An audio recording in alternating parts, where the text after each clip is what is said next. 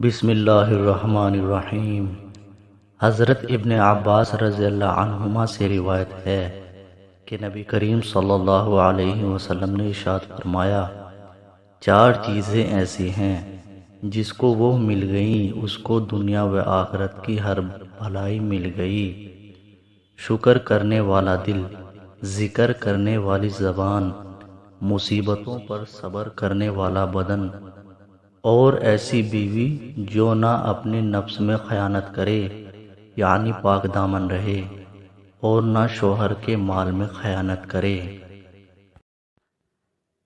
حضرت معاذ بن جبل رضی اللہ عنہ روایت کرتے ہیں کہ رسول اللہ صلی اللہ علیہ وسلم نے ارشاد فرمایا، جنت والوں کو جنت میں جانے کے بعد دنیا کی کسی چیز کا افسوس نہیں ہوگا سوائے اس گھڑی کے جو دنیا میں اللہ تعالیٰ کے ذکر کے بغیر گزری ہوگی۔